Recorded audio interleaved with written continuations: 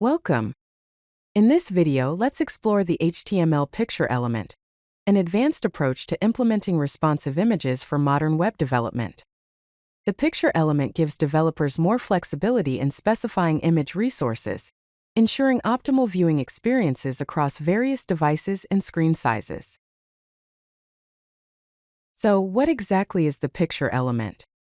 The picture element acts as a container, and it is used to specify multiple source elements for a single image.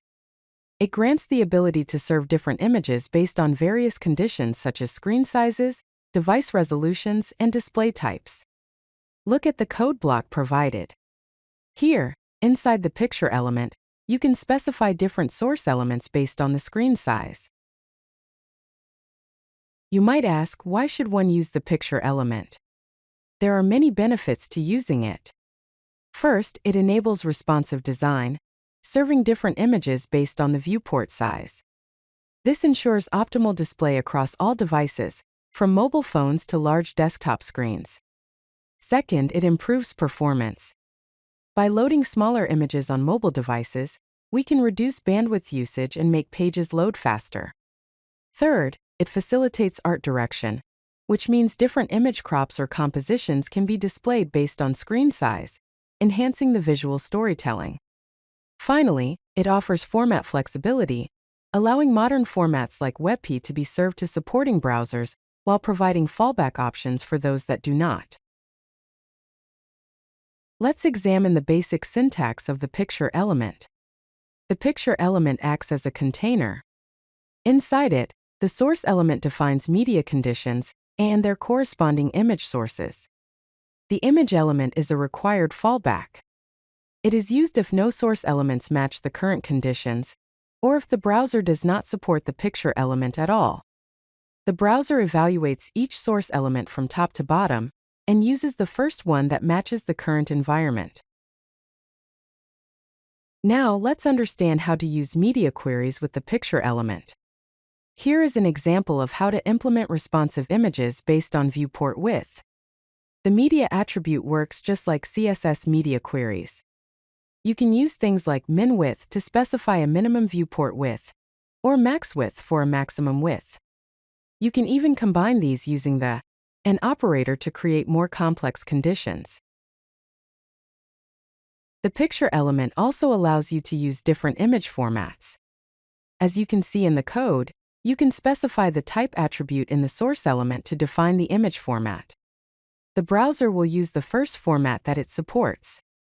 Modern image formats include AVIF, which is the newest format with excellent compression and quality, WebP, which offers a good balance of quality and file size and is widely supported, and JPEG, which is a universal fallback for maximum compatibility. PNG is best for images that require transparency. The picture element also allows for art direction. Art direction is the concept of tailoring image composition for different screen sizes. This means you can show different image compositions or crops based on the viewport, and not just resize versions of the same image. For example, on a desktop, you might show a wide landscape crop, while on a mobile device, you show a more focused portrait crop. Resolution switching involves using different image resolutions based on the pixel density of the device's screen. The 1x, 2x, and 3x values are pixel density descriptors. These tell the browser which image to use based on the device's display resolution. 1x is for standard displays, which is around 96 dpi, 2x is for Retina or high DPI displays around 192 dpi, and 3x is for super high DPI displays at 288 dpi.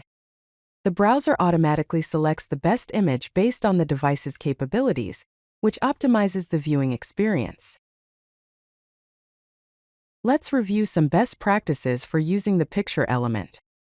Always include an image element as the last child of the picture element to ensure compatibility with browsers that do not support the picture element.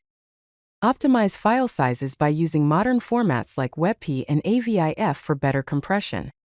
And properly size images for each breakpoint to avoid downloading unnecessarily large files on smaller devices. Also, choose media query breakpoints that match your site's responsive design breakpoints for consistency. Finally, Always include meaningful alt text on the image element to ensure screen readers can accurately describe the image. If the image is purely decorative, use alt equals quotation mark, but never omit the attribute completely. If you like this video, hit that like button and don't forget to subscribe. Visit codelucky.com for more such useful content.